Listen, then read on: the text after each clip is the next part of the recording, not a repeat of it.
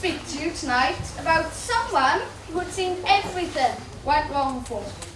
But he trusted God, and God brought him through. And that's really important. This person, at that time, everything seemed to go wrong for him. And I'm sure most people in those circumstances wouldn't have given God a thought, and they would have just gone.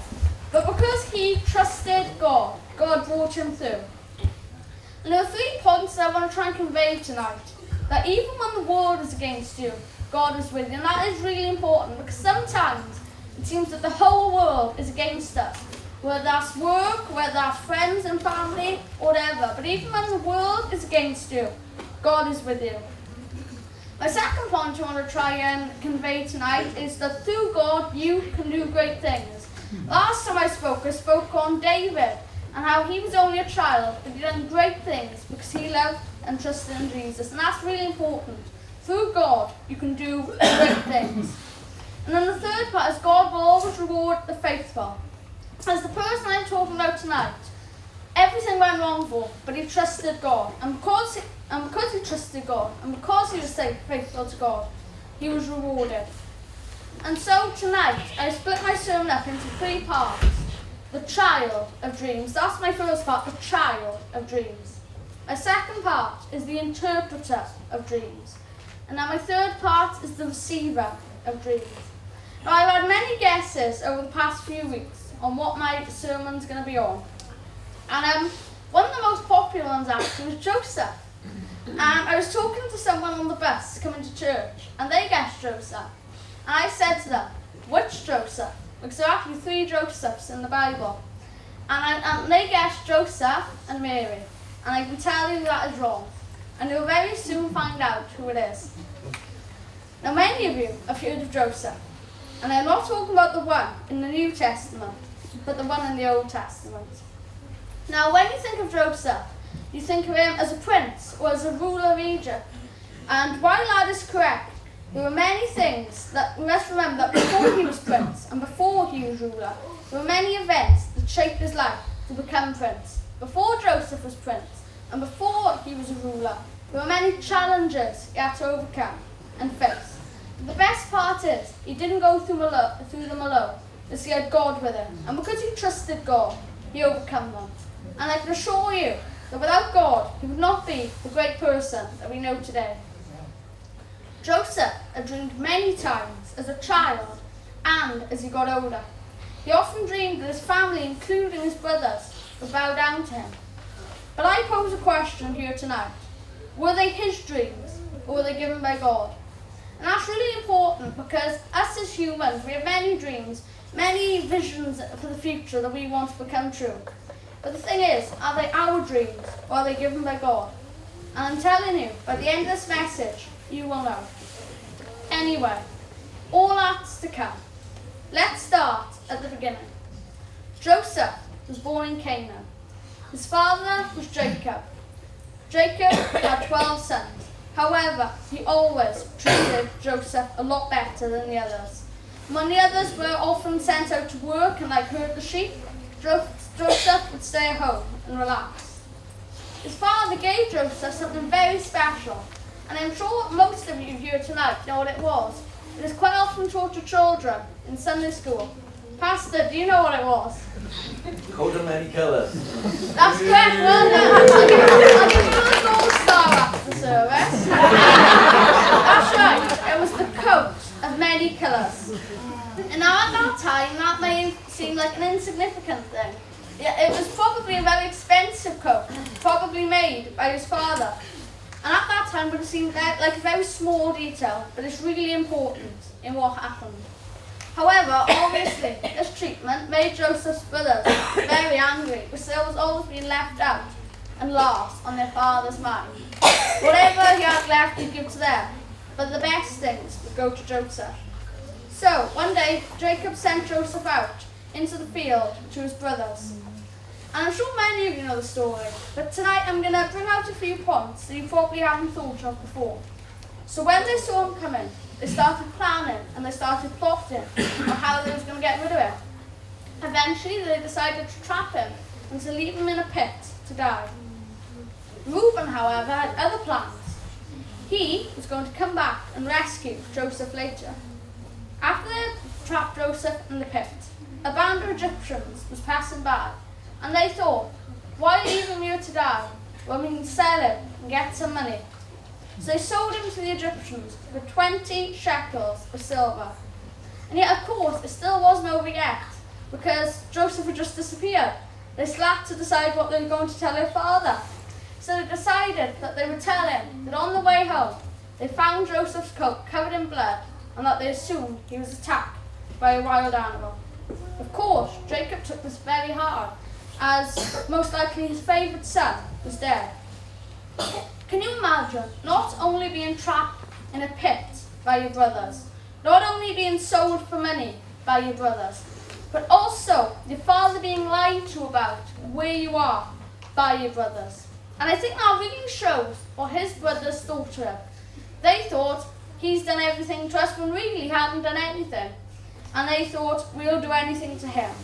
However, this is the amazing part about Joseph, is that though all this had happened, and through all this, he remained faithful to God. And that's really important, because I'm not sure if you noticed, but I said he remained faithful to God. Not to someone or to something, but to God. As long as we are faithful to God, we will be blessed, and God will always ensure our needs are met. Once again, I said faithful to God, not work, not to money, not to idols, but to God, and our needs will be met. If anything, listening to God is not always easy. It can be harder. But as long as you listen to God, God will supply what you need. Not your greed, but your need. And that's really important, because people often think, and people often say, like, oh, as long as you listen to God and do what God says, you'll never have a trouble in your life. And like I said, that's wrong. As most of the time it can be harder listening to God. And most of the time it can be harder doing what God wants. But He will always meet your needs, not your greed. Little did Joseph know, a lot more would come his way. But thanks to him remaining faithful to God, he would get through it all. He often dreamed as a child and as he got older. And he dreamed that his family, including his brothers, would bow down to him. But were they his dreams, or were they given by God? By the end of this message, you will know. I've now come to my second heading for tonight. And once again, this heading's only 4 words: the interpreter of dreams. And this heading tells a lot about Joseph's life, or at least part of it. And I'm going to repeat it, because although it's only 4 words, they are very significant in what was to come. The interpreter of dreams. After, Joseph was sold to as a slave to Potiphar, Pharaoh's captain of the guard. And Potiphar liked Joseph because of his intelligence and his reliability. Once again, that was thanks to God, because he had remained faithful to God, because he had trusted in God. God allowed Potiphar to like Joseph. And because of this, he put him in charge of his household. After a while, Joseph was becoming more respected and trusted. However, Potiphar's wife tried to seduce Joseph. Joseph, being an upright and honest man of God, refused to advance it. And see, God was blessing Joseph. Joseph had been through loads of things, being sold into slavery by his own brothers. But he remained faithful to God. And because of this, God blessed. But once again, another hardship comes. And because of this, he was thrown into prison. Now, this may seem like a dead end for Joseph, as he's already been betrayed by his brothers, sold into slavery, bought by Potiphar, Pharaoh's captain of the guard, put in charge of his household, and now thrown back into prison. Once again, it may seem like a dead end. Just as things were getting better for Joseph, everything started to go wrong. Now, you may have noticed a trend so far in Joseph's life, and I can assure you, it is the same in our own lives. So things go well, and things seem to be getting better and better, and then everything seems to fall apart. Then things get better and better, and things get stronger, and then everything seems to fall apart. But what we must ensure is that through all this, we remain faithful to God. And just as before, When Joseph was sold, he remained faithful to God. So as the pattern would suggest, he remained faithful to God again. Historians suggest Joseph was in prison 10 to 12 years. Most of our children here tonight are 12 or under, and I myself am only 13. So that must have been a long time to remain in prison for something you didn't do. That must have been a long time to remain faithful to God for as well. Like the other ones, you could call them as small trials and like small victories, as he was sold into slavery by his brothers. That originally seemed huge, and originally at the time was huge. But when you compare it to being in prison for 10 to 12 years for something you didn't do, that seems tiny. So people would say, well, you can't overcome this. That, like I said, must have been a long time to remain faithful to God for. But he did. And that's the most important thing, remaining faithful to God. After around 9 years in prison, Joseph heard Pharaoh's former cupbearer and Pharaoh's former baker talking. Found out that they were talking about 2 dreams they each had last night. Joseph said that thanks to his God, he could interpret their dreams. I'm going to repeat that, thanks to his God. Not thanks to his own amazingness and his own intelligence, but thanks to his God. And see, that's really important actually, that sentence, because it shows that God was still talking to Joseph even in prison. And that's like us. No matter what trials we go through, no matter what situations we face, God will still talk to us if we are willing to listen. So, first we start with the cupbearer's dream. And we can see this in Genesis chapter 40, verses 9 to 12, which says, "In my dream, behold, the vine was before me, and in the vine were 3 branches, and it was as though it budded, and her blossoms shot forth, and the clusters thereof brought forth ripe grapes. And Pharaoh's cup was in my hand. And I took the grapes, and I pressed them into Pharaoh's cup, and I gave the cup into Pharaoh's hand." Joseph said the interpretation of it, which we can see in Genesis chapter 40, verses 12 to 13, which says, "And Joseph said unto him, this is the interpretation of it. The 3 branches are 3 days. Yet within 3 days shall Pharaoh lift up thine head, and restore thee unto thy place. And thou shalt deliver Pharaoh's cup into his hand, after the former manner when thou wast his butler." As we can see, Joseph interpreted the cupbearer's dream. And he said that in 3 days he should be taken out of prison and restored to his former position. And in verse 14, Joseph quite simply asked that in return for interpreting the dream, in return for telling him what that dream meant, that had probably been worrying him so far up until that day, he should be made mention of unto Pharaoh, and that he should be brought out of prison. And I think that's pretty fair, you know. Joseph interpreted his dream, so surely it wouldn't hurt that cupbearer to have mentioned him unto Pharaoh, and he could have possibly been brought out of prison. Finally, a glimpse of light from what had been a dark tunnel, a hope that he would be freed. Now, Joseph turned to the former baker of Pharaoh and asked what his dream was. Now, hearing all the good news Joseph had just given to his friend, the cupbearer, he happily told Joseph his dream.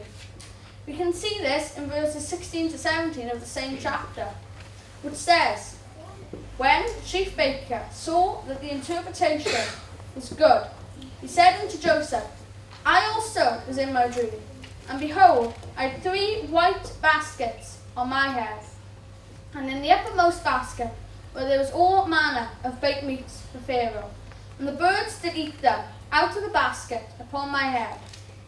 Now, before I continue with the interpretation of the baker's dream, why do you think he asked for his dream to be interpreted?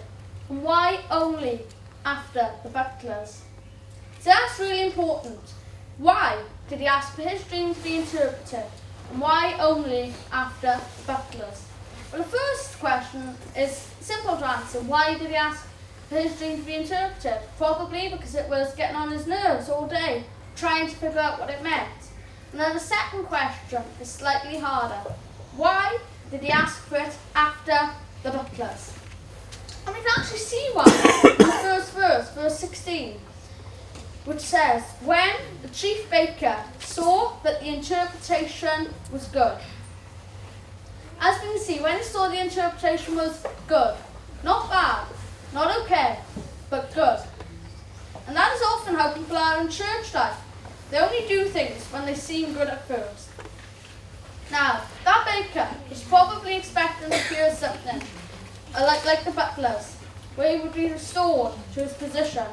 However, remember, Joseph did not make up the interpretations or do them to make people happy. He listened to what God had to say, whether this meant good or bad. We can see the interpretation of the dream in Genesis chapter 40, verses 18 to 19, which says, and Joseph answered and said, this is the interpretation thereof. The 3 baskets are 3 days, yet within 3 days shall Pharaoh lift up thine head from off thee, and shall hang thee on a tree, and the birds shall eat thy flesh from off thee. And you can see, when God speaks, he tells the truth, whether you like it or not. And 3 days later, both interpretations became true. However, in Genesis chapter 40, verse 23, it says, yet did not the chief butler remember Joseph, but forgot him. And see, people make all kinds of promises to you, and I'm sure most people who make promises to you intend to keep them. However, for whatever reason, whether they didn't have time or they didn't have the finances in place or whatever, they couldn't keep them. And once again, this may seem like the end of the road for Joseph. As he'd been in prison, he'd interpreted people's dreams, and hopefully he would have been brought out of prison. But it never happened, all because of that butler breaking his promise. But God was still with him. And that's the most important thing. As Joseph has already done great things because God was with him and because he trusted in God. And God was still with him in prison. So, great things were still coming. Now, 2 years later, Joseph had a dream. And we can see this in Genesis chapter 41, verses 1. Now 2 years later, Pharaoh had a dream, And we can see this in Genesis chapter 41, verses 1 to 7, which says, and it came to pass at the end of 2 full years, that Pharaoh dreamed, and behold, he stood by the river, and behold, there came up out of the river 7 well-favoured kine and fat flesh, and they fed in a meadow. And behold, 7 other kine came up after out of the river, ill-favoured and lean-fleshed, and stood on the brink of the river. And the ill-favoured and lean-fleshed kine did eat up the 7 well-favoured and fat kine. So Pharaoh awoke, and he slept and dreamed the second time. And behold, 7 ears of corn came up upon one stalk, rank and good. And behold, 7 thin ears, blasted with the east wind, sprung up after them. And the 7 thin ears devoured the 7 full and rank ears. And Pharaoh awoke, and behold, it was a dream.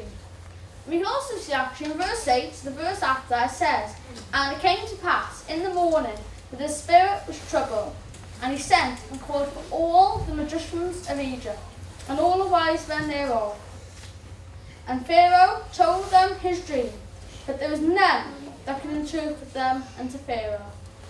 See how none could interpret the dream. This proved that when God speaks, only God's people can understand. That's really important. When God speaks, only God's people can understand it. The same actually happens in Daniel chapter 5, which states that no one, including the astrologers and including the soothsayers, could understand the writing. Only Daniel, God's servant. See, only God's people can understand God's word and will. Now that all the people of the world can't understand it, God's person comes in. We can see in Genesis chapter 40, verses 9 to 12, that the book was spoken to Pharaoh, and that he remembered that when he was in prison, both him and the chief baker had dreamed a dream, and they did not know the meaning. But there was a young man called Joseph, and he interpreted the dream, and they both came to pass. See, man will never forget the man of God, and that's really important. As people often witness to other people or tell them to come to church, and then when they don't, and like next week they don't come, and then the week after they don't come, they think, oh, they've totally forgotten about everything I said to them. But man will never forget the man of God. Although he had forgotten, he had now remembered. And that is the difference between God and others. God doesn't forget. God doesn't forget, but always loves and remembers. So in verse 18 to 24, Pharaoh tells Joseph his dream. Joseph, in verses 25 to 37, interprets the dream, which says, Joseph said unto Pharaoh, the dream of Pharaoh is one. God has showed Pharaoh what he is about to do. The 7 good kine are 7 years, and the 7 good years are 7 years. The dream is one.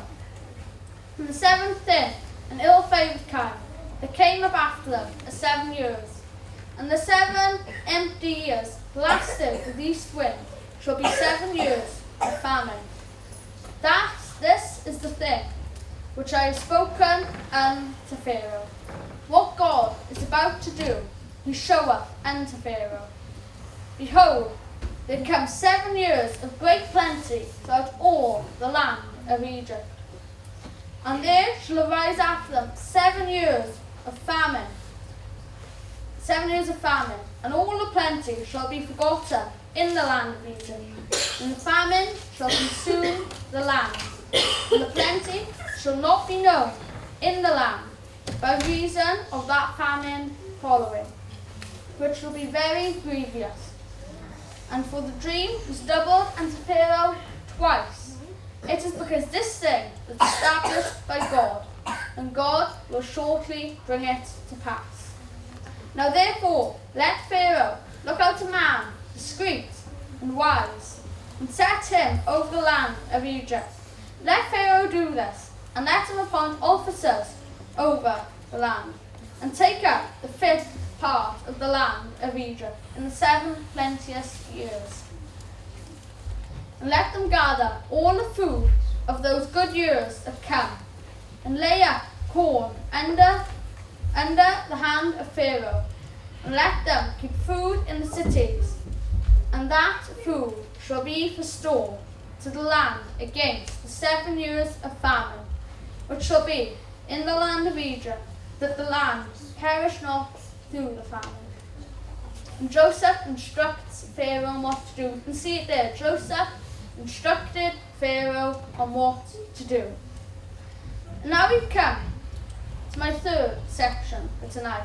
And once again, this is only 4 words, but it is really important. The receiver of dreams. The receiver of dreams. And although that's only 4 words, it tells us a lot, once again, about Joseph's life. But this time, not towards the end of his life, but the part after he interprets the dreams. So, you can see how Joseph was the child of dreams. You can see how Joseph was the interpreter of dreams.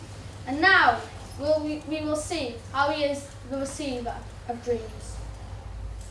Pharaoh, being pleased with Joseph and seeing that he was a godly man, decided not only to take his advice, but to put him in charge of the storing of the grain. Now, many may say this is the end because he has already gone up and down, and a few other ways as well. But just when we think it is over, it is just beginning. That's important. Just when we think it is over, it is just beginning. And I'm sure many people here tonight have thought it was over when he was sold into slavery.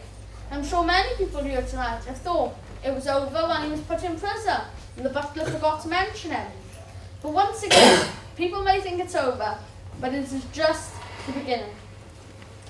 7 years went by with a great harvest, year after year after year, and Joseph ensured that a fifth was put away in preparation for the 7 years of famine. Just as God had said, the 7 years of famine followed, and Joseph opened the stores and ensured that all the citizens of Egypt had plenty. But this famine did not only affect Egypt, but many surrounding nations, including Joseph's home country.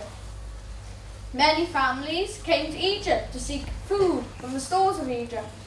And can you remember what I said around 16 minutes ago? I said that Joseph's brothers betrayed him. I said that Joseph's brothers sold him. I said that Joseph's brothers lied about him. I also said that Joseph's brothers most probably forgot him. Remember, this was at least 12 years after, at least 17 years after, probably more. Joseph's brothers probably forgot him. They had now been sent by their father to collect food and supplies so that they could survive the famine. As they approached the guards and the tents where they were handing out the stores, Joseph noticed them. And this is amazing. They had done everything to him. They had sold him into slavery. They had trapped him in a pit. They had lied about him. They had hated him. And yet he still remembered them. They'd totally forgotten about him. They didn't care. But he still remembered them. Joseph had never forgot. And Joseph had every reason to hate them, every reason to arrest them, every reason to give them nothing. And remember, he was in charge of handing out the grain. And if he didn't want to give it to someone, he didn't. Now, what would you or I have done? We need to think of this question. What would you or I have done if we was in that situation? As if Joseph had decided to give them nothing, I'm sure many of us here, if not all of us, wouldn't have blamed him. You know, you'll always have the person, oh, well, it would have been the right thing to give them something and stuff like that. But I'm sure if you was in that situation, you most probably would have given them nothing. As they approached, Joseph accused them of being spies and had them arrested by his guards.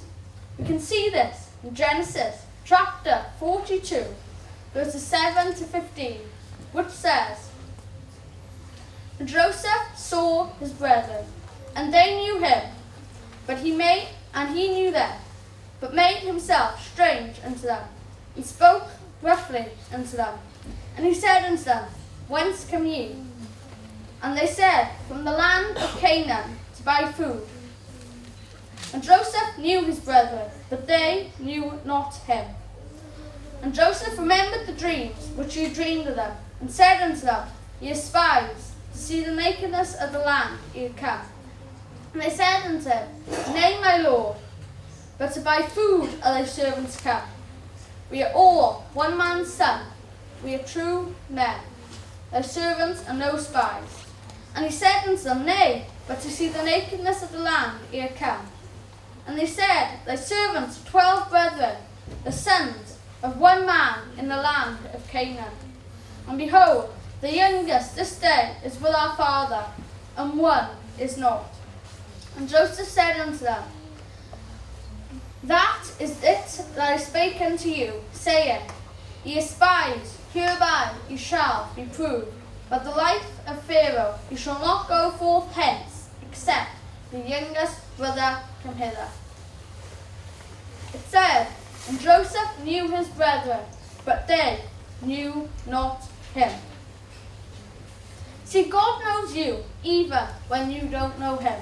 Many people probably here tonight, but even if you're not, that doesn't matter. Many people don't want anything to do with God. They don't want to hear the name. They don't want to know him. They don't want to accept the truth. And even though you don't know him, he still knows you. He kept one of the brothers in prison as a way to ensure that they would come back. And then they returned with their younger brother, Benjamin. And as they proved what was said, they all had a feast with Joseph. However, they did not know it was Joseph. Still, they did not know it was their own brother.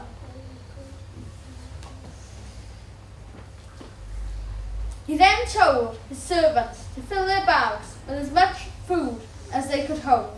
But in Benjamin's bag, to put his silver cup, and that's really important, in Benjamin's bag, the youngest bag, put his silver cup. This was to prove whether or not they were true and righteous men. We can see this in Genesis chapter 44, verses 1 to 2, which says, "And he commanded the steward of his house, saying, Fill the men's sacks with food, as much as they can carry, and put every man's money in his sack's mouth, and put my cup, the silver cup, in the sack's mouth of the youngest, and his corn money. And he did according to the word that Joseph had spoken."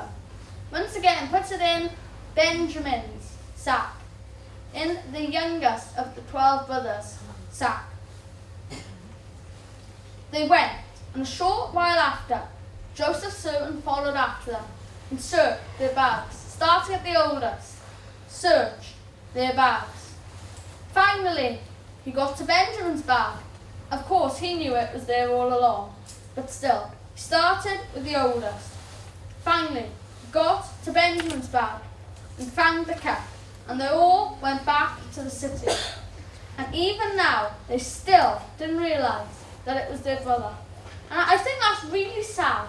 After all the interactions they had with him, talking, him arresting them having a feast, him filling their bags with food, he still didn't realise. They still didn't realise that he was their brother. Finally, he told them, and they were overjoyed, and the whole family moved out of Canaan to Egypt, and there was plenty for all of them, and their children, and their children's children. And can you see, although they had done everything to Joseph, more than we could probably imagine here tonight, they had done everything to him. And people would have said it's a bit of a stretch to have just given them the food that they wanted, let alone to allow them to move in. One day, we will see Jesus, and will move from this land of sin to heaven forever and ever. Hallelujah. And this only proves how horrible and unloving people can be, and how they can hurt others so much and just not care. But we are like Joseph's brothers. We have all sinned and done many things to fail God. We ourselves deserve to be hated. We ourselves deserve to be unloved.